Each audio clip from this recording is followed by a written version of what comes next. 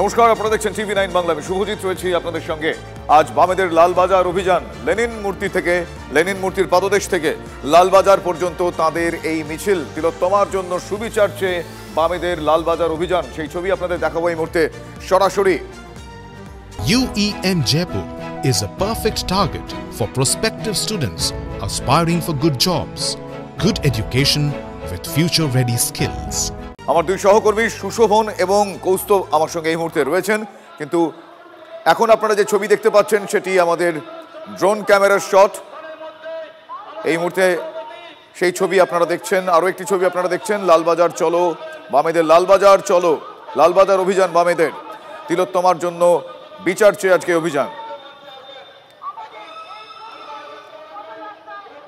আমার সহকর্মী সুশোভন রয়েছেন সেখানে, আমার সহকর্মী কৌস্তব রয়েছেন সেখানে।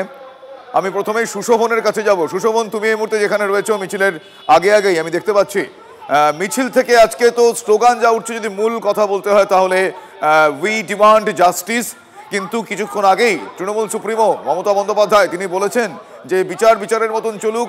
সাধারণ মানুষকে তিনি আহ্বান জানিয়েছেন উৎসবে নামতে। এই সময় আন্দোলনের জন্য মানুষের সমস্যা হচ্ছে বলেও তিনি উল্লেখ করেন। কি প্রতিক্রিয়া আজকে যারা লালবাজার অভিযান করছেন? তার কারণ পুলিশ মন্ত্রীও তো স্বয়ং মুখ্যমন্ত্রী।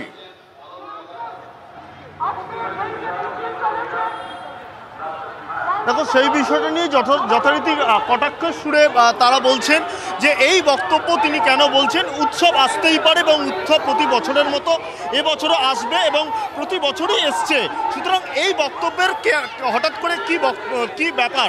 এবং সেই জায়গায় দাঁড়িয়ে তোমাকে দেখাচ্ছি যে ইতিমধ্যেই যে লালবাজার অভিযান, সেই লালবাজার অভিযান একেবারে সেন্ট্রাল অ্যাভিনিউ ধরে লালবাজারের দিকে এগোচ্ছে।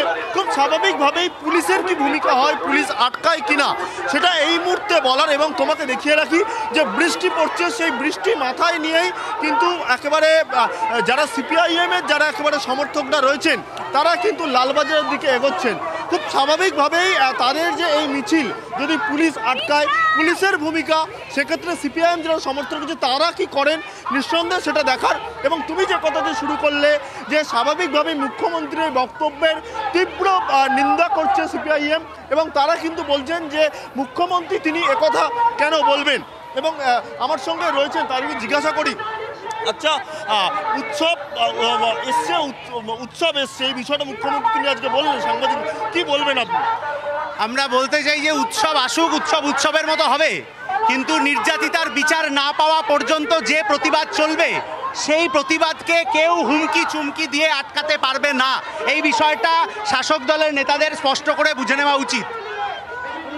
পারলে যে পুরো বিষয়টা কিন্তু তীব্র নিন্দা করছে। এবং অন্যদিকে জিজ্ঞাসা করব, আচ্ছা আপনারা যে লালবাজার অভিযান করছেন সেই জায়গায় দাঁড়িয়ে আজকে মুখ্যমন্ত্রী এটাও বলেছেন যে তথ্য প্রমাণ লোপাট কেন তিনি করবেন? একটা হাসপাতালে ভাঙচুর হয়ে গেল, ভাঙচুর হওয়ার ঘটনা এতদিন হয়ে গেল, তাও গোটা ভাঙচুরের ঘটনায় পুলিশ প্রশাসনের পক্ষ থেকে একজনকে গ্রেপ্তার করা যায়নি। স্বাস্থ্য দপ্তর এবং স্বরাষ্ট্র দপ্তর সম্পূর্ণ ব্যর্থ। তাহলে ওই জন্যই আমরা এই দুই মন্ত্রীর পদত্যাগ চেয়েছি যে এটা যদি ব্যর্থতা না হয় তাহলে কোনটাকে ব্যর্থতা বলবো। আজ অবধি কেন এই ভাঙচুরের ঘটনায়, তথ্য প্রমাণ লোপাটের ঘটনায় একজনও গ্রেপ্তার হলেন না? সুশোভন কলতানকে জিজ্ঞেস করো আজকের সুপ্রিম কোর্টের যে ডেভেলপমেন্ট, আজকে যা আমরা জানলাম সুপ্রিম কোর্টের কাছ থেকে, আজকে আমরা যা শুনলাম তাতে তারা কতটা আশাবাদী, তারা সেটা কিভাবে দেখছেন?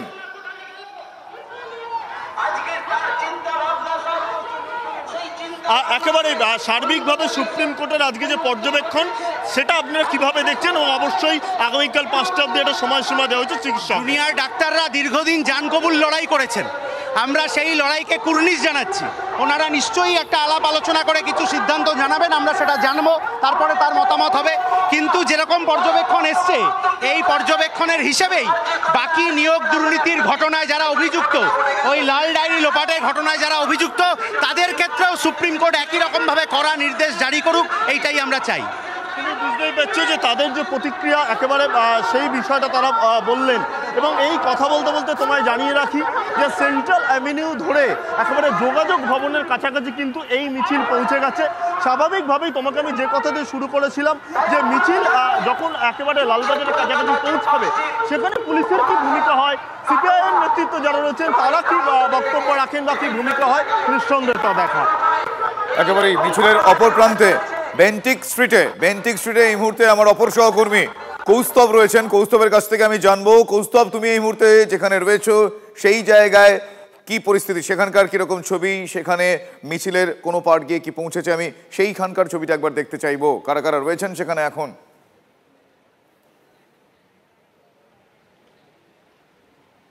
দেখো, বেন্টিং স্ট্রিটের ছবিটা আমি তোমাকে দেখাবো। মিছিলটা যেখানে পুলিশ কিন্তু এখানে পুরোপুরি প্রস্তুত মিছিল আটকানোর জন্য, এবং দেখো এখানে ব্যারিকেড করে রাখা হয়েছে, লোহার ব্যারিকেড এখানে করে রাখা হয়েছে, এবং পাশাপাশি এখানে যে ব্যারিকেডগুলো রয়েছে সেই ব্যারিকেডগুলো কিন্তু শেকল এবং তালা দিয়ে আটকানো রয়েছে, যাতে ব্যারিকেড কোনোভাবে এখান দিয়ে ভাঙতে না পারে সেই ব্যবস্থা কিন্তু পুরোদমে রয়েছে, এবং বিশাল ফোর্স কিন্তু এখানে মজবুত রয়েছে। এবং এরই পাশাপাশি আমি আরও একটা ছবি আমার ক্যামেরা পার্সন মাখনকে দেখাতে বলবো, যে এখানে কিন্তু জল কামান প্রস্তুত রয়েছে, এখানে কিন্তু ওয়াটার ক্যানন, অর্থাৎ এখানে মিছিল আসবে সেই মিছিলকে আটকানোর জন্য, বামেদের যে মিছিল রয়েছে সেই মিছিলকে আটকানোর জন্য কিন্তু এই মুহূর্তে পুরোদমে প্রস্তুত এখানে যে পুলিশ ফোর্স। এবং ডিসি সেন্ট্রাল ইন্দিরা মুখোপাধ্যায় তিনি স্বয়ং নিজে এখানে আছেন, এবং পুরো পুলিশ কিন্তু এখানে লাঠি, ব্যারিকেডের পাশাপাশি কিন্তু শিল্ড এবং হেলমেট নিয়ে কিন্তু তারা পুরোদমে প্রস্তুত রয়েছে। কারণ এর আগেও আমরা বামেদের মিছিল দেখেছি এবং সেখানেও কিন্তু এই একই ছবিটা দেখতে পেরেছিলাম।